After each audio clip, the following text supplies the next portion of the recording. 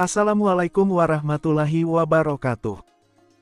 Kembali lagi bersama channel Rentang Kisah. Kali ini, saya akan berbagi kisah dan informasi mengenai Sungai Nil, sungai terpanjang di dunia dalam kaidah Islam.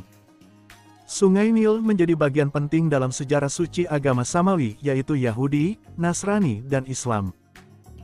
Dalam kitab Sahih Bukhari dan Sahih Muslim, tercantum bab khusus mengenai Miraj Rasulullah.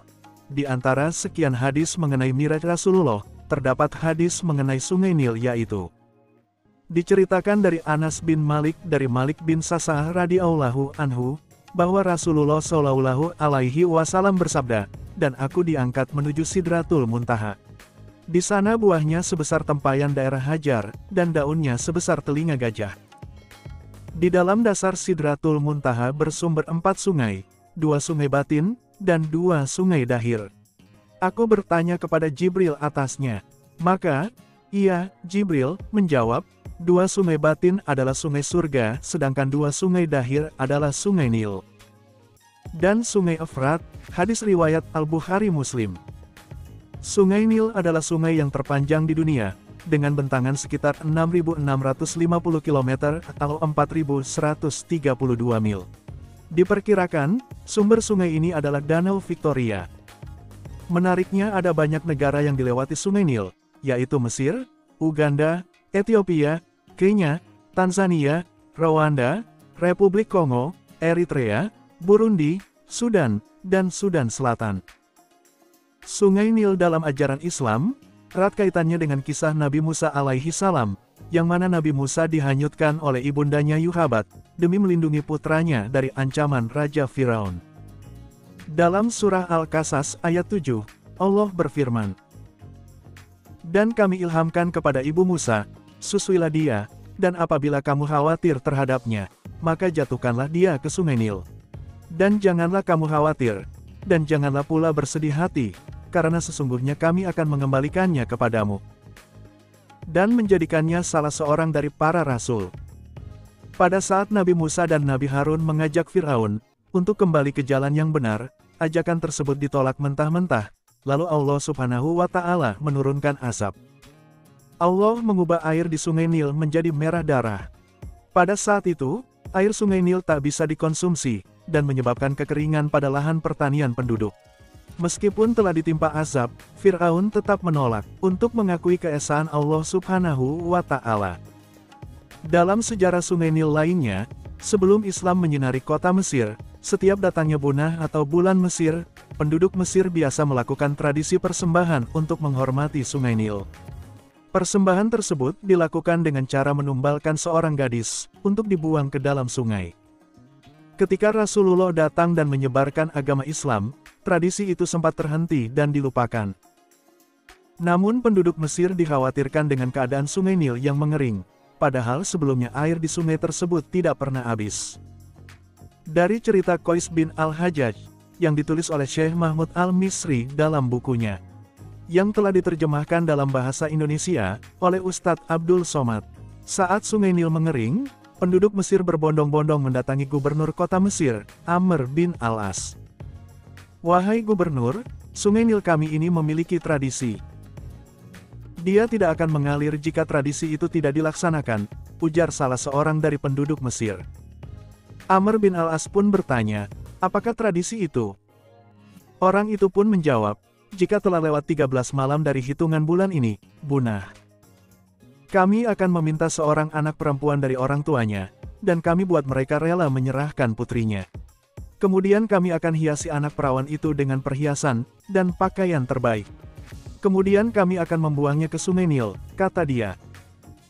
Amr bin Al-As pun menolak usulan penduduk Mesir melakukan tradisi mereka, dan menjelaskan tradisi tersebut tidak tertera dalam ajaran Islam. Agama Islam telah menghancurkan tradisi-tradisi sejenis itu.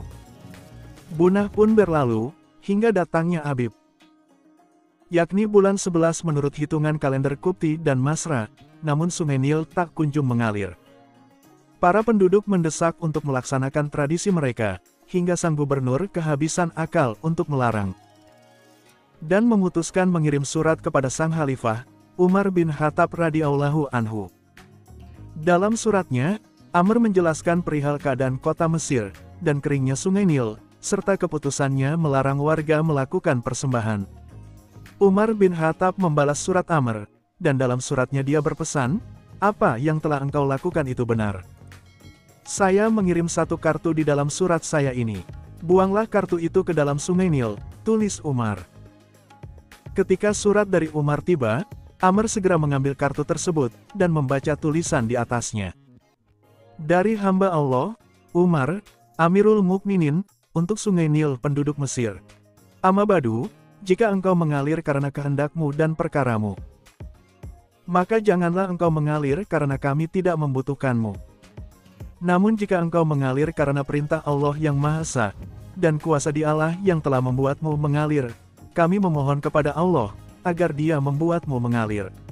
Kemudian Amr melaksanakan pesan Khalifah Umar, untuk membuang kartu tersebut ke sungai Nil. Keesokan harinya, tepatnya pada Sabtu pagi, Allah Ta'ala membuat sungai Nil kembali mengalir, bahkan hingga setinggi 16 hasta, dalam waktu 1 malam. Hingga kini, sungai Nil menjadi sungai yang tak pernah kering, meski musim kemarau melanda. Penduduk Mesir juga telah berhenti, dan meninggalkan tradisi persembahan mereka hingga saat ini. Dalam peradaban Mesir kuno, sungai Nil memiliki peranan sangat penting. Daerah sedimentasi di sepanjang aliran sungai Nil memiliki tingkat kesuburan yang tinggi, sehingga memungkinkan penduduk Mesir mengembangkan pertanian sejak ribuan tahun lalu. Sungai Nil sangatlah unik, setiap tahun akan meluap, dan mengakibatkan banjir di sepanjang bantarannya, yang penuh oleh pemukiman pertanian. Banjir tahunan ini disebabkan karena hujan musiman yang lebat, dan mencairnya gletser-gletser di puncak gunung. Setelah banjir tahunan sungai Nil surut, akan meninggalkan endapan tanah yang sangat subur berbentuk lumpur tipis. Sebagai negeri yang memiliki curah hujan yang rendah, pertanian Mesir dan negara-negara Afrika lainnya sangat bergantung pada sungai Nil. Saat sungai Nil tidak mengalami banjir tahunan, maka akan berakibat pada kelaparan dan paceklik parah. Sungai Nil ini terbentuk dari akibat adanya pergeseran kerak bumi. Kerak yang dimaksud adalah lembah Rif yang berada di titik awal dari timur Afrika, dan berhujung di utara di daerah patahan Palestina dan Levant.